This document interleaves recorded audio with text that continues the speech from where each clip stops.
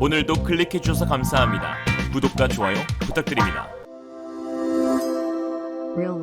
최근 제니10을 개발한 중국 청두 항공기 설계연구소의 수석 디자이너인 양혜위는 한 항공 전문지에 기고한 글에서 한국형 차세대 전투기 KF-21의 성능이 크게 부풀려져 있고 중국이 개발한 5세대 전투기 제니10에 절대적으로 상대가 되지 않을 것이라 하여 논란이 일고 있습니다. 제니10은 중국군이 미국의 최고 성능 전투기인 F-22와 맞대결을 가정해 개발한 스텔스 전투기로 중국인들은 검증되지 않은 이 기체를 세계 최고라고 자부하고 있는데요. 양회인은 4.5세대 전투기인 KF-21이 완벽한 스텔스 기능을 갖춘 5세대 전투기 수준에는 못 미친다고 평가하면서 내부 무장창이 없는 현재 시점으로는 스텔스에 취약하고 장착 엔진인 미국산 F414G400K 역시 5세대 전투기의 기동 요구를 충족하기에는 부족해 중국의 제니10, 러시아의 수호이-57과 교전하게 되면 단 한 대도 격추하지 못할 것이라고 주장했습니다. 그러면서 KF-21에는 A사 레이더와 적외선 탐지 추적 시스템 등 향상된 전자장비를 탑재하고 공대공, 공대지 미사일을 장착할 수 있어 현대화된 4세대 전투기 또는 4세대 이상의 전투기라고 부를 수는 있지만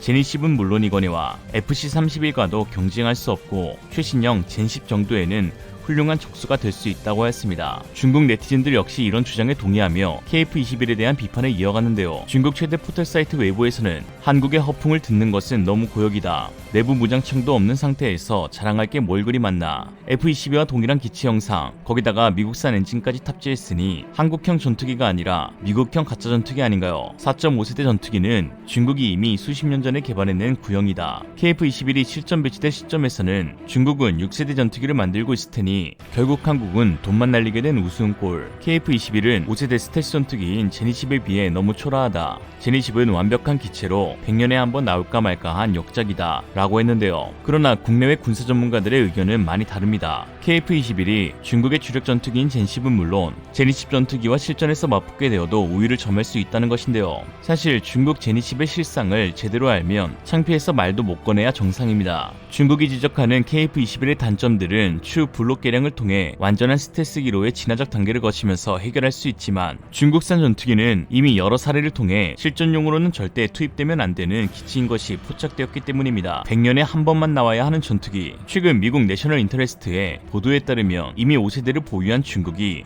러시아의 5세대 전투기 수호이-57을 구매하고 싶어 한다고 했는데요. 중국 네티즌들은 의아하다는 반응과 함께 세계 최고 제니10이 있는데 왜 굳이 러시아에서 5세대를 또 도입하냐 라며 발끈하지만 중국 항공우주산업 관계자들은 제발 좀 닥쳐라고 말하고 싶은 상황입니다. 이는 결국 개발 초기부터 문제였던 엔진 문제가 아직도 해결되지 않아 수호이-57 도입을 통해 기술을 탈취하기 위함이었는데요. 제니10의 기체 중량 대비 형편없는 추력의 엔진은 설계 초창기에 지향했던 고속, 고고도 요격기 임무 수행을 불가능하게 만듭니다. 그러니 명색의 5세대 전투기임에도 불구하고 스텔스의 엄청난 마이너스 요소인 카나드를 장착한 것이죠. 결국 델타에게 스텔스의 카나드라는 추후의 막장 설계가 나온 것입니다. 엔진 문제야 2011년 초도 비행 때부터 제기되어 온 문제니 이제는 그러려니 하지만 최근 공개된 제니10의 무장 능력과 레이더 성능도 심각한 수준이라는 것이 드러나는데요. 최근 중국 군사 매체 JS7TV에는 제니10에 탑재된 중국산 장거리 공대공 미사일 PL-15가 발사되는 장면이 송출되었습니다. 내부 무장창에서 PL-15가 발사되는 모습은 이번이 처음으로 공개된 것인데요. 그동안 PL-15 미사일에 대해 중국이 세계 최고니 미국을 앞선다느니 한국과 일본은 오줌을 지린다느니 과장된 표현을 많이 써온 터라 중국 네티즌들도 큰 기대를 갖고 있었습니다. 그런데 군사 전문가들은 위 영상을 보고 실소를 금치 못했는데요. 이번에 공개된 영상에서 PL-15 미사일의 사거리가 이전 발표와 달리 크게 축소되었기 때문입니다.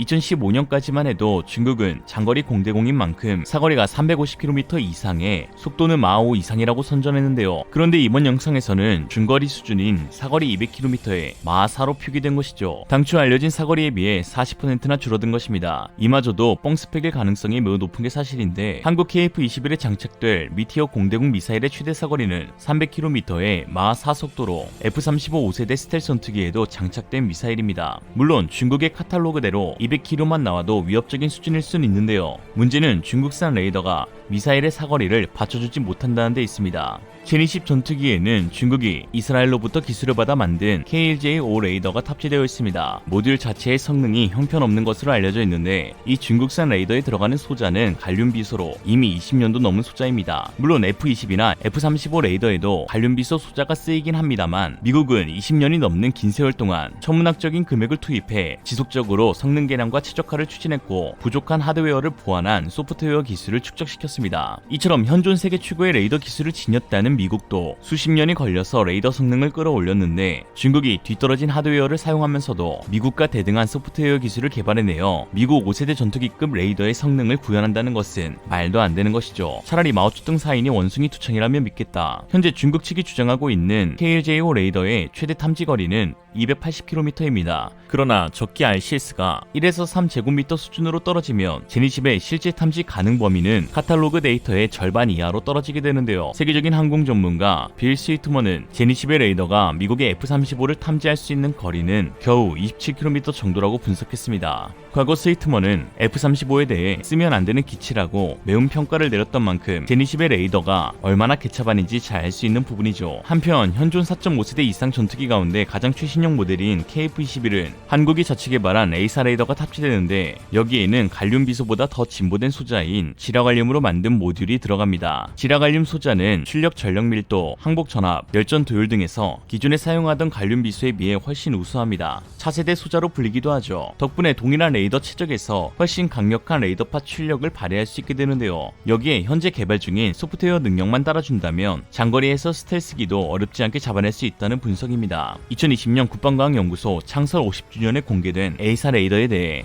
현장에 있던 한 연구원은 미국도 다른 선진국들도 우리가 만든 A사 레이더의 하드웨어, 소프트웨어에 정말 놀라고 있다며 뛰어난 최적화와 세계 최고 수준의 성능을 지녔다고 감히 단언할 수 있다면서 자신감을 드러내기도 했죠. 사실 한국의 A사 레이더의 우수성은 이미 증명된 부분도 있습니다. 풍족한 오일머니로 최고의 무기만 도입하는 아랍에미리트가 최근 4조 원의 거금을 들여 천둥2를 구매하면서 한국의 레이더 성능을 입증한 것인데요. UAE 수출에서는 기존 폐사 레이더였던 천궁이 A사 레이더로 업그레이드되어 수출될 전망입니다. 하나 시스템은 UAE 수출용 천궁 MFR 레이더에도 지라갈륨 반도체 전력 증폭 소자를 사용할 것이라고 밝혔는데요.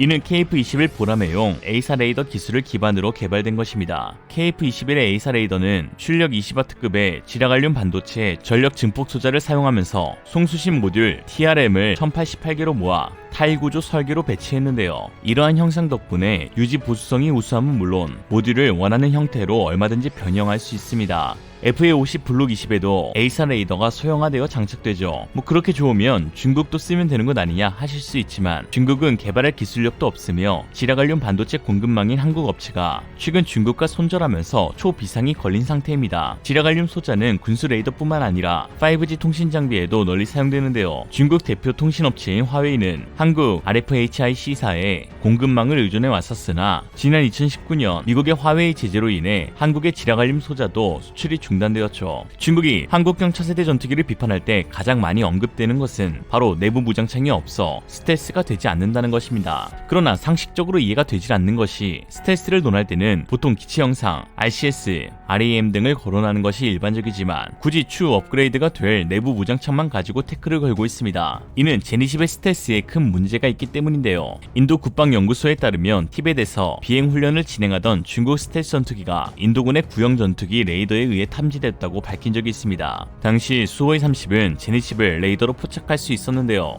인도 공군 지휘관 아룹샤아는 중국의 제니10에는 스텔스성이 전혀 없다. 별다른 기능을 사용하지 않고도 통상적인 기술의 레이더로 탐지할 수 있었다고 해당 매체에서 밝혔습니다. 인도군의 수호이 30 MKI는 한국의 F-15K와 비교될 만한 기체인데요. 즉 실전에서 중국 제니10 전투기가 한국의 F-15K에 탐지되는 수준이라는 것을 알 수 있죠. 수호이 30 MKI에 탑재된 레이더는 N12 램 바르스로 심지어 A사도 아닌 페이사였습니다. 겉보기에만 5세대인 중국산 전투기는 KF-21이 아닌 FA-50 블록 20을 어떻게 상대할지 고민해야 하는 처지이죠. 오늘의 한 줄 평, 제니10은 일본에 수출되는 게 좋겠다. 둘 모두 겉과 속이 다르니까. 이상으로 리얼리즘이었습니다. 여러분의 생각은 어떠신가요? 현명한 것이 이룬 여러분의 의견을 지금 댓글에 남겨주세요. 감사합니다.